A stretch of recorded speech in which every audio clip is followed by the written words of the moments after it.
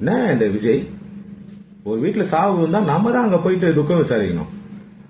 இவர் எடுத்து கூப்பிட்டு வந்து துக்கம் விசாரிப்பாரமா? இதெல்லாம் ஒரு மாண்பா?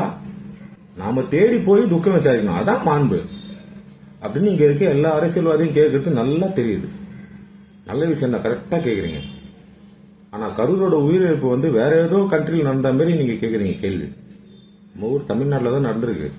நமக்கு எல்லாருக்கும் தெரிஞ்ச ஒரு பிரச்சனை தான். ஒரு பாதுகாப்பு குறைபாடையும் ஒரு அலட்சியத்தாலையும் நடந்திருக்கு. இப்போ விஜய் அவர்களோட பாயிண்ட் ஆஃப் இருந்து யோசிச்சு பார்த்தா ஒன்னே ஒண்ணுதான், அந்த கரூர்ல பாதிக்கப்பட்டவங்களை சந்திக்கணும். 3 வாரம் மேல தாண்டிடுச்சு, இன்னும் பர்மிஷன் கிடைக்கல. இன்னும் இவர் பர்மிஷனுக்காக வெயிட் பண்ணுவாரா? அவர் கட்சி தொடங்குறதுல இருந்து போலீஸோட பர்மிஷன் தான் எல்லாமே பண்றாரு.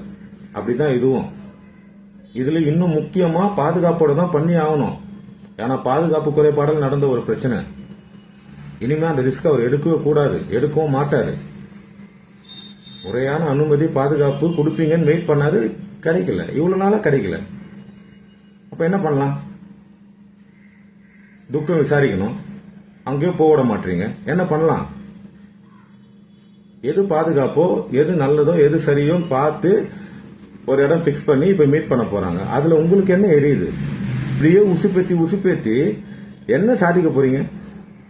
விஜய் அவர்களை ஒரு இடத்துல கூப்பிட்டு வந்து கிரௌடு வருதான்னு பாக்கணும்னா தமிழ்நாட்டில் இல்ல, சவுத் இந்தியாலே நீங்க ட்ரை பண்ணாதீங்க. எங்கன்னா ஃபாரின் கண்ட்ரிக்கு போயிட்டு செக் பண்ணுங்க கிரௌடு வருமா இல்லையான்னு. இங்க வேணாம். சவுத் இந்தியாவில் நீ எங்க கூட்டம் போய் நிக்க வச்சாலும் அவருக்கான பெரிய கூட்டம் வரதான் செய்யும்.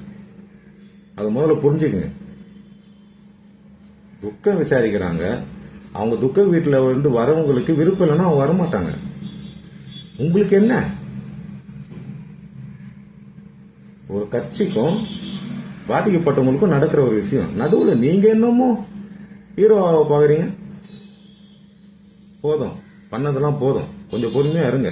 ஏற்கனவே ஒரு 3 வாரம் மேல அடிக்கி உட்கார வச்சிட்டீங்க. அப்படியே இருந்துருவாங்கன்னு நினைச்சீங்களா? இன்னும் வீரியமா வர வேண்டிய நேரம் இது. பொறுத்திருந்து பாருங்க.